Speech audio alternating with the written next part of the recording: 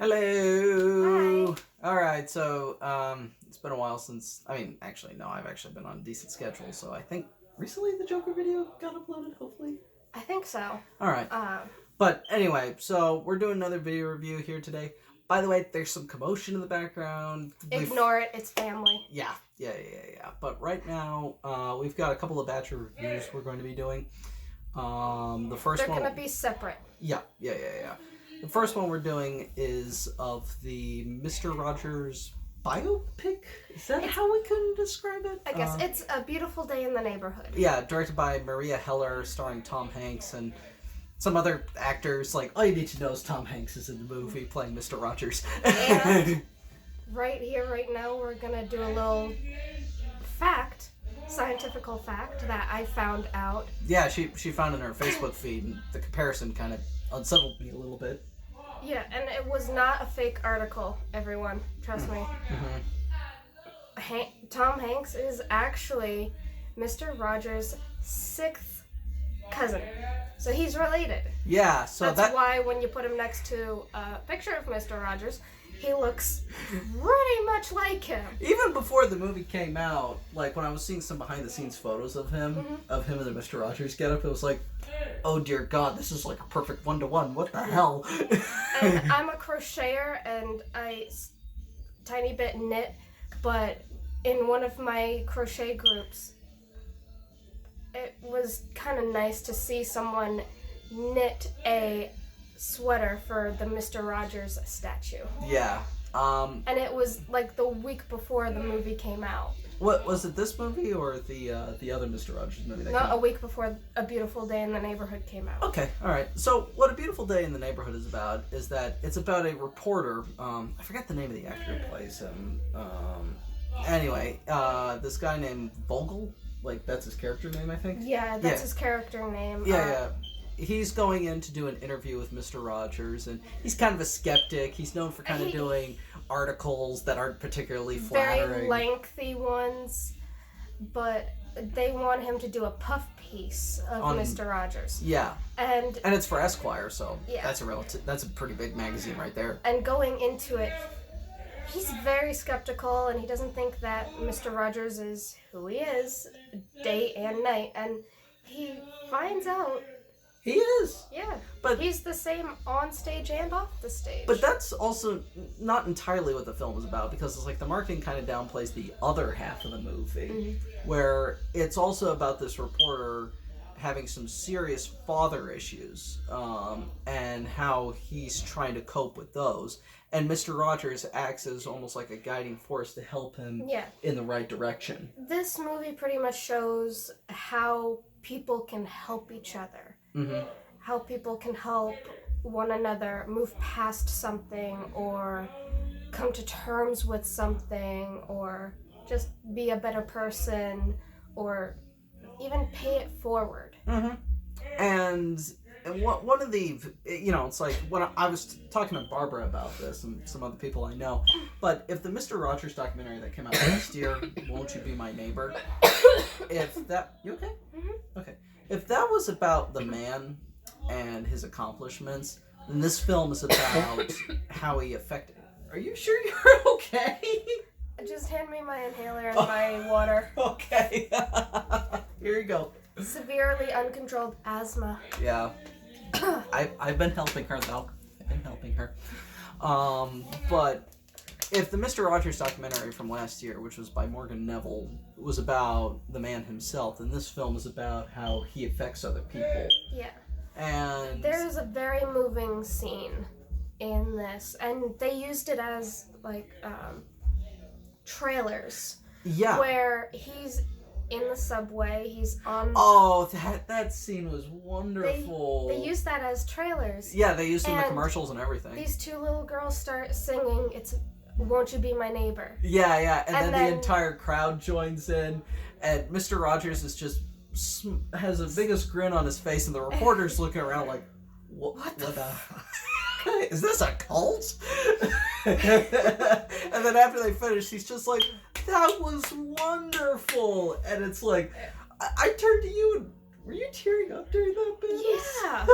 I was, because it's very touching. It goes to show how one person can affect so many different lives. Yeah. And that's what Mr. Rogers did. Yeah. And for years, he just helped people and touched them. And another thing what made this an interesting, like, how do you want to call this? Do you want to call it a biopic, or is it kind of more of a drama based on a real person, or like... No, I think it's more of a biopic. Okay, like... It's just told in a different way. Yeah. And I love that they actually use his little set. That's what I was going to bring up, because one of the things that differentiates this from other biopics is that there's some interesting things they do with the presentation of the movie. Like, if they go to change a scene... Yeah, they...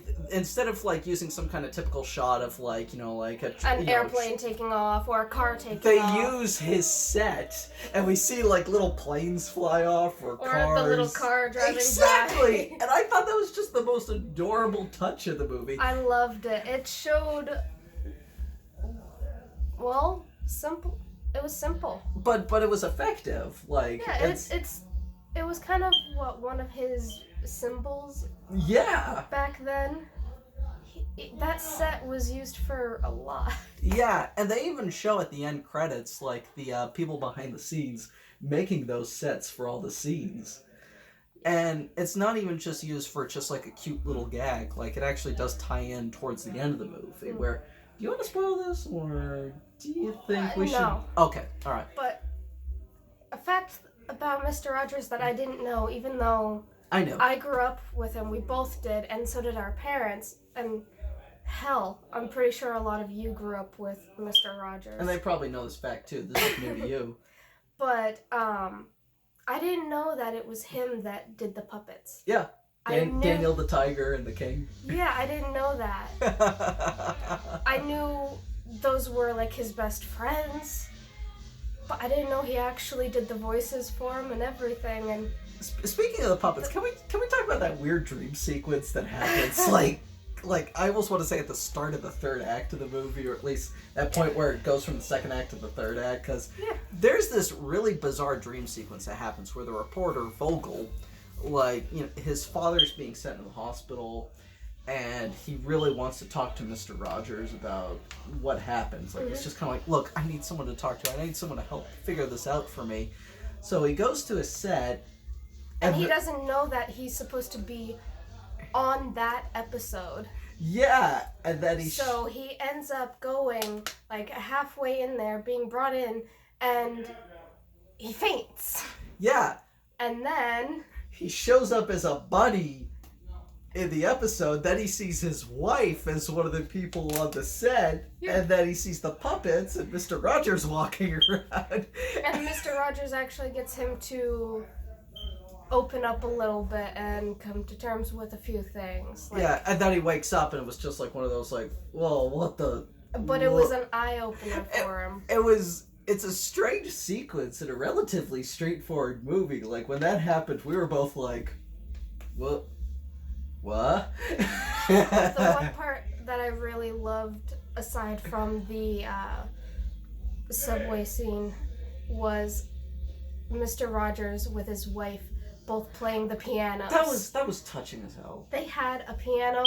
She was sitting at one, he was sitting at the other, and they were right in sync. And if they went to turn a page, she'd say, "Turn." Yeah, and then Vogel wakes up like the next day, and he's just kind of like, "Huh? What the?" He hears just her playing the piano. Yeah. The director of this, Maria Heller, I think that's how you pronounce her first name. This is actually her third film. She did a couple other movies beforehand, none of which I haven't seen, but I've also heard really excellent things about The Diary of a Teenage Girl and Can You Ever Forgive Me? I don't think I've seen those. Can You Ever Forgive Me actually had Melissa McCarthy that came out last year. Anyways. But she's, you know, it's like, if... She did good with this. If, you know, like, if this is any indication, then maybe I should finally get around to catching her other films, because she seems like a really solid filmmaker. She definitely captured the essence of Mr. Rogers. Big time. Big time. I'd say the documentary, you know, like... Documentary. Are we really going to get into that debate? Documentary. Anyway. Yeah, not documentary. Anyway, the documentary from last year, it's like if someone were to kind of tell me which one was better, I would say the documentary was better. But don't let that turn you off from watching this, because definitely don't let it turn you away, because this is just as great. This is a terrific companion piece. Like, it's like they both work. It kind of went a little deeper than the documentary. Well, you haven't seen the documentary, because it's like that also has like a really heavy psychological element to it, and there are even these, similarly surreal sequences that Beautiful Day in the Neighborhood has, where it's like they kind of illustrate Mr. Rogers' mindscape. I think they did show it on PBS one time. Documentaries are more like fact. You like the documentary because I hate documentaries, but this showed how he worked through someone's life, like how he affected them, and how that spread, and how they paid it forward and spread. And we're not going to talk about the ending because it's something that really hits home for me. He can talk about it if he wants. I don't want to, because I kind of feel... I want people to kind of view this for themselves, though I will say that there was one shot in, like towards that last 10 minutes. That was nice. It involved the models that kind of, like, hit me. Like, just like... You remember what shot that was? I think so. Let me whisper it to you. Oh. Do you remember that one? Yeah. Like, that was a shot for me that just kind of, like, made... Oh. Yeah, the scene he's talking about and the scene that I were talking about, they're very connected. They're very closely connected, and I personally had to step away. I was there for the whole thing. It hits a little too hard home for me. But it's a beautiful movie. Yeah. Yes. And hey, it's right there in the title. And should we also talk about the crowd that we saw this with? Everyone was older. Yes! We were like the youngest ones, except for two girls that their mother dragged there. And they were on their fucking cell phones the whole goddamn time. I know. And it's like...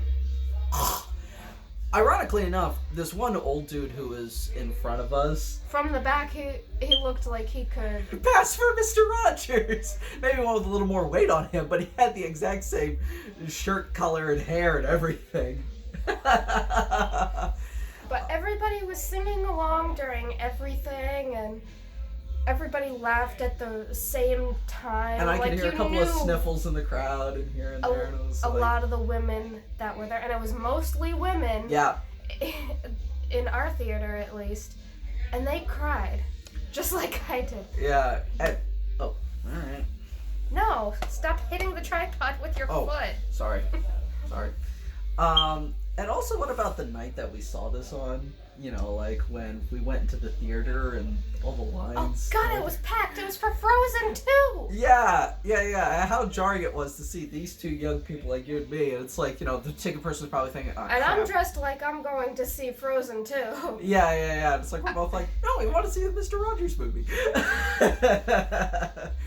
But, and also, you got some nasty looks from people before we went to see it. I like vintage and Victorian and... She looked great that evening, by the way. Kind of gothic style. So I have this one jacket that connects right here, and you get a nice open piece right here, and then it connects for 3 buttons, and then it's open, and it is down in the back. I wore that, and it had kind of like bell/butterfly sleeves.